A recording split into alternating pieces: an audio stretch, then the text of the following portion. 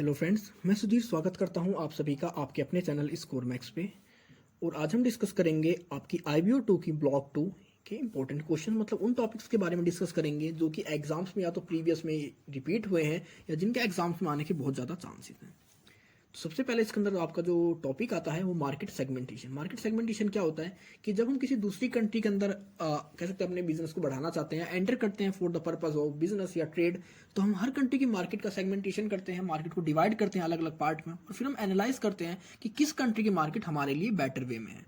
मतलब एक तरह से कह सकते हैं हम अलग अलग कंट्रीज की जो मार्केट है उनको एक दूसरे से किस तरह डिवाइड करते हैं, किस तरह अलग करते हैं, और फिर उनको एनालाइज करते हैं कि कौन सी कंट्री की मार्केट हमारे लिए बेनिफिशियल है। तो सबसे पहला जो सेगमेंटेशन होता है वो होता है ज्योग्राफिकल सेगमेंटेशन। इसके अंदर हम टोटल मार्केट को नेशन के हिसाब से या स्टेट्स के हिसाब से, प्रोविंसेस के हिसाब से या सिटीज के हिसाब से डिवाइड कर देते हैं। अब जैसे हम कहेंगे कि एक इंडिया की मार्केट है वो अलग मार्केट है और दूसरी जापान की मार्केट है वो अलग मार्केट है, या कह सकते हैं जो पाकिस्तान की मार्केट होगी वो अलग मार्केट होगी। तो यहाँ पर हम क्या करते हैं, हर कंट्री के हिसाब से, उनके स्टेट्स के हिसाब से, प्रोविंसेस के हिसाब से, या कोई भी जो ज्योग्राफिकल एरिया होता है, जो फिजिकल एरिया होता है, उसके हिसाब से मार्केट को डिवाइड कर देते हैं अलग अलग पार्ट्स के अंदर। तो और उन्हीं के हिसाब से हम अपनी अलग अलग पॉलिसीज बनाते हैं। अब जैसे इसके अंदर एक एग्जांपल दे रखा था कि जो आपके इंस्टेंट नूडल्स होते हैं, तो इंस्टेंट अगर नूडल्स की बात करें तो पूरे एशिया के अंदर मोस्टली सोल्ड किए जाते हैं आपके नूडल्स। लेकिन हम बात करते हैं कि अगर जापान की और इंडिया की, तो जापान के अंदर जो नूडल्स होते हैं वो लंबे होते हैं, उनका जो लॉन्ग वर्जन होता है, क्योंकि वहाँ पर वो चॉप स्टिक्स का यूज़ करते हैं। लेकिन वही नूडल सेल इंडिया में भी होते हैं, लेकिन इंडिया के अंदर उनका कौन सा वर्जन होता है, शॉर्ट वर्जन। यहाँ पर हम हर कंट्री की मार्केट के हिसाब से, हर कंट्री कह सकते हैं जिसका फिजिकल एरिया है, उसका जोग्राफिकल एरिया है, उसके हिसाब से उसकी मार्केट को डिवाइड कर देते हैं। और जिस बेस पे हम मार्केट को डिवाइड करेंगे उसी के बिहाफ पर हम अपने प्रोडक्ट का प्रोडक्शन करते हैं, उनका डिजाइन डिसाइड करते हैं। नेक्स्ट होता है डेमोग्राफिक सेगमेंटेशन। अब demographic segmentation is the based on the measurable characteristics of a population such as age, gender, income, education and occupation. These variables are the most popular basis for the distinguished customers groups for segmentation. अब इसके अंदर अगर हमें किसी country के अंदर enter करना है तो हमें सबसे पहले पता होना चाहिए कि उस कंट्री के अंदर, जैसे हो सकता है हम किसी टॉय को बनाते हैं, हमारी जो कंपनी है, किसी मैन्युफैक्चरर है वो टॉय बनाता है, तो अगर वो किसी कंट्री के अंदर एंटर करना चाहता है तो उसे ये पता होना चाहिए कि उस कंट्री के अंदर कितने ज़्यादा बच्चे हैं, या कह सकते हैं जो बच्चों की जो रेशियो है, या बच्चों का कह सकते हैं जो पॉपुलेशन है वो कितनी है उस कंट्री के अंदर। जब हमें बच्चों की, जिस कंट्री में ज़्यादा से ज़्यादा पॉपुलेशन होगी बच्चों की, उसी कंट्री में हमारा प्रोडक्ट सेल होएगा। अभी हम अगर बात करते हैं एजुकेशनल बुक्स की, तो हम देखेंगे कि किस कंट्री के अंदर ज़्यादा से ज़्यादा एजुकेशन को इम्प्रूव किया जा रहा है, एजुकेशन को बढ़ावा दिया जाता है। अगर हम बात करते हैं किसी भी एलाइड ग्रुप्स के प्रोडक्ट की, तो वहाँ पर हम देखेंगे ऐसी कंट्री का सिलेक्शन करेंगे जहाँ पर की इनकम लोगों की बहुत ज़्यादा हो। तो यहाँ पर हम जो मार्केट का सेगमेंटेशन करते हैं वहाँ के डेमोग्राफिक के हिसाब से करते हैं। डेमोग्राफिक के अंदर हम बात करेंगे, हम उनकी वहाँ की मार्केट को एज के हिसाब से डिस्क्राइब कर दें, जेंडर के हिसाब से डिवाइड कर दें, इनकम के हिसाब से, एजुकेशन के हिसाब से, ऑक्यूपेशन के हिसाब से। नेक्स्ट होता है physiographic segmentation. In physiographic segmentation, buyers are divided into different groups on the basis of attitudes, values, lifestyles and personality. अब इसके अंदर हम जो मार्केट को डिवाइड करते हैं वो डिवाइड करते हैं कि हमारे जो कस्टमर्स हैं उनके कैसे एटीट्यूड्स हैं, कैसी वैल्यूज़ हैं, कैसे लाइफ स्टाइल्स और क्या उनकी पर्सनैलिटी है। हो सकता है कि हमारे जो प्रोडक्ट है उनकी मान्यताओं के हिसाब से ना हो, उनकी कह सकते हैं जो लाइफ स्टाइल्स हैं, उनकी जो नीड होती है, एक डिमांड होती है, उसके हिसाब से ना हो, या उनकी पर्सनैलिटी से मैच ना करता हो। तो हम उसी कंट्री की मार्केट में एंटर करेंगे जहाँ की लाइफ स्टाइल, वैल्यूज, एटीट्यूड्स या पर्सनैलिटी हमारे प्रोडक्ट से मैच करती हो, या जहाँ पर वो ऐसा इन्वायरमेंट हो जो कि हमारे बिजनेस के लिए फेवरेबल हो। नेक्स्ट आपका behaviour segmentation. Behavioural variable such as occasions, user status, user rate, loyalty status and the buyer readiness stage enables the companies to segment the market according. अब यहाँ पर हम देखते हैं कि अगर हमारे कोई प्रोडक्ट हम सेल करते हैं मार्केट में, तो कस्टमर उसको कितने टाइम यूज़ करता है, कितने दिन में यूज़ करता है, उसके लिए वो कितना लॉयल है, या उसके लिए कितना पे करना चाहता है, हम ये सब चीज़ चेक करेंगे। हम ऐसा कोई प्रोडक्ट नहीं बनाएंगे कि जिसको कस्टमर सिर्फ साल में एक बार यूज़ करे। हम ऐसे प्रोडक्ट को बनाना कोशिश करते हैं कि जिसको कस्टमर ज़्यादा से ज़्यादा यूज़ करे, ज़्यादा से ज़्यादा परचेज करे। और अगर कोई ऐसा प्रोडक्ट है जिस कस्टमर साल में, 2 साल में एक ही बार परचेज करता है, तो वहाँ पर हम उस प्रोडक्ट की जो प्रोडक्शन रखते हैं, उसकी जो वैल्यू रखते हैं, बहुत ज़्यादा हाई रखते हैं। क्योंकि हमें पता है अगर एक बार कस्टमर ने उस प्रोडक्ट को परचेज कर लिया तो 2 साल में, 3 साल से पहले उस प्रोडक्ट को दोबारा परचेज नहीं करेगा। और लास्ट होता है आपका बेनिफिट सेगमेंटेशन। अब बेनिफिट सेगमेंटेशन में Market could also be classified according to the benefit of the customer seeks from a particular product. Toothbrush is a successful segmentation. 4 bases were reported: economy, medical, cosmetic and taste. अब देखेंगे हमारा जो product है उसका दूसरी country के अंदर क्या क्या कह सकते हैं, क्या बेनिफिट है या क्या उस कंट्री के अंदर बेनिफिट देखा जाता है, क्या सेगमेंट है उस प्रोडक्ट का। अब हम बात करते हैं टूथपेस्ट की। तो टूथपेस्ट को हम बात करते हैं, अगर हम कोलगेट की बात करते हैं तो कोई इसे कॉस्मेटिक की तरह यूज करता है, कोई इसे कह सकते हैं एज अ मेडिकल यूज करता है, और इसकी जो प्राइस वैल्यू होती है वो भी इकोनॉमी होती है। तो हम ये भी देखते हैं कि हमारा जो प्रोडक्ट है दूसरी कंट्री के कस्टमर्स के लिए बेनिफिशियल है या नहीं है, क्योंकि जब तक आपका प्रोडक्ट दूसरी कंट्री के कंज्यूमर्स को ऐसा नहीं लगेगा कि उससे उन्हें बेनिफिट हो रहा है, उन्हें एक से ज़्यादा बेनिफिट हो रहे हैं, उनकी हेल्थ के लिए बेनिफिशियल है, उनकी पॉकेट के लिए इकोनॉमिक प्राइस पे अवेलेबल है, उसका जो टेस्ट है वो भी उनके कस्टम्स के कह सकते हैं या उनके लाइफ स्टाइल्स के अकॉर्डिंग है, तभी वो उस प्रोडक्ट को परचेज करेंगे। तो इस तरह हम 5 तरह से मार्केट का सेगमेंटेशन करते हैं, मार्केट को डिवाइड करते हैं और फिर हम सिलेक्शन करते हैं कि हमें किस तरह की मार्केट के अंदर एंटर करना है। नेक्स्ट है इंटरनेशनल मार्केटिंग पोजिशनिंग। तो इंटरनेशनल मार्केटिंग पोजिशनिंग की बात करते हैं। Marketers use positioning as a process whereby a company establish an image for its product in the mind of the customer relative to the image of competitors product offering. Product positioning is marketing strategies that attempt to occupy and labeling appealing space in consumers' mind in relation to space occupied by the other competitive product.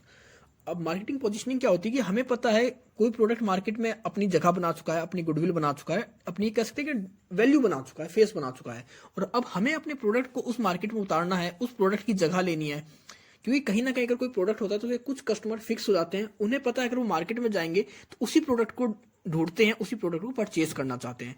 तो हम किस तरह की strategies का use करते हैं, marketing philosophies का use करते हैं कि जिसके थ्रू वो जो कस्टमर्स के अंदर जो माइंड में भी जो इमेज है उस प्रोडक्ट की, उस इमेज को किस तरह हटाया जाए और अपने नए प्रोडक्ट को वहां पर सेट किया जाए। तो यहाँ पर नॉर्मली हम 2 तरह की स्ट्रेटजीज का यूज करते हैं, 2 तरह के अप्रोचेस का यूज करते हैं। एक है हमारी हेड टू हेड पोजीशनिंग और दूसरा है डिफरेंशिएशन पोजीशनिंग। अब हेड टू हेड पोजीशनिंग के अंदर हम बात करेंगे कि यहाँ पर जो भी आपकी कॉम्पिटिटर्स होते हैं, हम एग्जैक्ट उन्हीं की तरह अपने प्रोडक्ट को डिजाइन कर कर अपनी मार्केट में कस्टमर्स को अवेलेबल करवाते हैं। इसके अंदर आपका एग्जांपल है कि आपकी जो मारुति की बलिनो है और होंडा सिटी है, इन दोनों का जो लुक है आप कह सकते हैं काफी हद तक एक बार सेम आया था। तो इन दोनों कंपनीज क्या किया कि दोनों ने अपने लुक एक जैसे कर दिया, सिर्फ इनके लुक में थोड़ा बहुत डिफरेंस था मारुति की बलिनो में और होंडा सिटी के अंदर।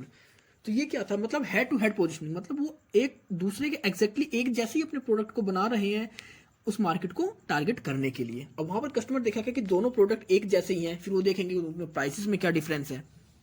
तो यहाँ पर आपकी जो ये स्ट्रेटजी होती है, मतलब एक दूसरे के प्रोडक्ट की तरह ही अपने प्रोडक्ट को डिजाइन करते हैं और डायरेक्टली उनसे कॉम्पिटिशन करते हैं। तो ये होती है आपकी हेड टू हेड पोजीशनिंग। और दूसरा होता है डिफरेंशिएशन पोजीशनिंग। इसके अंदर होता है it involve seeking a less competitive similar market in which a brand is located. For example, McD trying to appeal to health conscious segment introduce the low fat McLean burger to avoid direct competition with Burger King. अब differentiation positioning के अंदर होता है कि हम product तो वही cell करते हैं, लेकिन हम यहाँ पर जो कॉन्सेप्ट होता है मार्केटिंग का वो दूसरा यूज करते हैं। जिसके अंदर हम एग्जांपल की बात करेंगे कि बर्गर किंग जो हमारी कंट्री में स्टैब्लिश हो चुका था, उसके बाद मैगडी आया, ये सिर्फ एक एग्जांपल है। तो उन्होंने ये नहीं किया कि डायरेक्ट अपने बर्गर को बर्गर किंग के बर्गर्स के साथ कॉम्पीट कराते और उनसे कॉम्पिटिशन करते। उन्होंने एक तरह से अलग ही सेगमेंट यूज किया अपने बर्गर्स को सेल करने के लिए। उन्होंने कहा कि जो उनका बर्गर है वो हेल्थ कॉन्शियस सेगमेंट पर बना है, अगर वो कोई उनके बर्गर को यूज करता है तो वो लो फैट से बने हैं या वो हेल्थ के लिए बेनिफिशियल है, जो कि बर्गर किंग से एकदम अलग सेगमेंट था अपने प्रोडक्ट को सेल करने का। प्रोडक्ट सेम है उनका, लेकिन उनका जो प्रोडक्ट का सेल करने का तरीका है, सेगमेंट है, वो डिफरेंट यूज करते हैं। तो ये होता है डिफरेंशिएशन पोजीशनिंग। नेक्स्ट आपका प्रोसेस ऑफ मार्केट सिलेक्शन, कि मार्केट सिलेक्शन किस तरह किया जाता है, उसका क्या प्रोसेस होता है। मार्केट डेफिनेशन और selection, select market on the basis of market size, demand, product features and competition. सबसे पहले हम देखते हैं कि मार्केट के अंदर का मार्केट का साइज क्या है, मार्केट के अंदर डिमांड क्या है, प्रोडक्ट के फीचर्स क्या है और कंपटीशन हमें किस किस से करना पड़ेगा, क्योंकि पहले हमारा प्राइमरी फेस होता है, ये होता है। इसके बाद हम बात करते हैं मार्केट सेगमेंटेशन में, select market must be match the feature of the product and the organisation for policies and suitable for profit. अब देखते हैं हमने जो मार्केट सिलेक्शन करी है वहां की मार्केट और हमारे प्रोडक्ट के जो फीचर्स है वो आपस में मैच होने चाहिए। उस मार्केट की जो पॉलिसीज हैं वो हमारी फर्म की पॉलिसी से, हमारी कंपनी की पॉलिसी से मैच करनी चाहिए, जिसके थ्रू हमारी फर्म ज़्यादा से ज़्यादा प्रॉफिट अर्न कर सके। उसके बाद होता है डिटरमाइनिंग द मार्केट। इसके बाद हम डिटरमाइन करते हैं मार्केट को। अब इसमें देखते हैं कि इन्वेस्टमेंट और ग्रो कंट्रीज, कि हम किस कंट्री के अंदर इन्वेस्टमेंट करें, किस कंट्री के मार्केट का सिलेक्शन करें। हम देखेंगे कि कौन सी मार्केट है जो सबसे ज़्यादा कमिटमेंट है, किस मार्केट के अंदर कैपेसिटी ज़्यादा से ज़्यादा है प्रॉफिट करने की, या कौन सी मार्केट है जहाँ का पूरा मार्केट पहले से ही ट्रैप्ड हो चुका है। हो सकता है अभी कोई ऐसी मार्केट हो जो ट्रैप्ड ना हुई हो और आपको वहाँ पर पॉसिबिलिटी दिखाई दे, तो आप वहाँ पर एंटर करोगे, आपके वहाँ पर ग्रोथ के ज़्यादा चांसेस हैं। नेक्स्ट होता है harvest, divest, license, combined countries. Those countries have low competition and low attractiveness. अभी ऐसी कंट्रीज होती है जहाँ पर ना तो कंपटीशन होता है और ना ही अट्रैक्टिवनेस होती है। यहाँ पर मतलब आपका जो प्रॉफिट होता है उसके लिए आपको बहुत ज़्यादा एफर्ट करना पड़ेगा। तीसरी होती है आपकी जो मार्केट आप सिलेक्शन करते हैं, डिटरमाइन करते हैं मार्केट को, वो होती है डोमिनेंट और डाइवर्स्ट कंट्रीज। अब यहाँ पर होता है more attraction but low competitiveness strength, choice to sell or develop product to reap such benefit, analyze the market more closely in terms of cash requirement to build the strength and the potential of the firm। तब इसके अंदर बात करते हैं आपका attraction जो होता है प्रोडक्ट के ऊपर बहुत ज़्यादा होता है और आपका जो कंपटीशन होता है बहुत कम होता है। लास्ट होता है आपका सिलेक्टिवली कंट्रीज। सिलेक्टिवली कंट्रीज की बात करें, नाइदर अट्रैक्टिव नोर अनअट्रैक्टिव, मतलब एक तरह से कह सकते हैं एक न्यूट्रल फेस में होती है, ना तो हम अट्रैक्टिव कह सकते हैं ना ही अनअट्रैक्टिव कह सकते हैं। अगर आपको इस तरह की मार्केट के अंदर एंटर करना है तो आपको कह सकते हैं, ये भी नहीं कहेंगे कि आपको बहुत ज़्यादा फाइनेंस की नीड है, आपकी पॉलिसीज को बहुत ज़्यादा स्ट्रॉन्ग होना चाहिए, और ये भी नहीं कहेंगे कि आपकी पॉलिसी एकदम नॉर्मल होनी चाहिए कि आप उस मार्केट में ईजिली से एंटर कर सकते हैं। तो ये हो सकती है सिलेक्टिवली कंट्रीज, मतलब ना तो अट्रैक्टिव होती है और ना ही अनअट्रैक्टिव होती है, मतलब एक तरह से न्यूट्रल मार्केट होती है ये।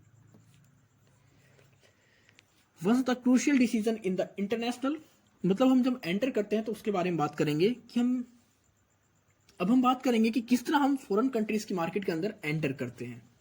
ये नहीं है कि हम डायरेक्ट किसी भी कंट्री के अंदर एंटर करते हैं। एंटर करने के बहुत सारे मेथड्स होते हैं, जैसा कि आपका एक्सपोर्ट मेथड है, लाइसेंसिंग मेथड है, फ्रेंचाइजिंग मेथड है, असेंबली है, कॉन्ट्रैक्ट मैन्युफैक्चर है, जॉइंट वेंचर है, स्ट्रेटेजिक अलायंस है, मर्जर एंड एक्विजिशन है। तो हम सब देखते हैं कि हमारे पास हमारी फर्म्स की कितनी कैपेसिटी है, हमारे पास कितनी स्ट्रेंथ है, कितनी पावर है, और उन सभी को देखकर ही हम सिलेक्शन करते हैं इस चीज़ का।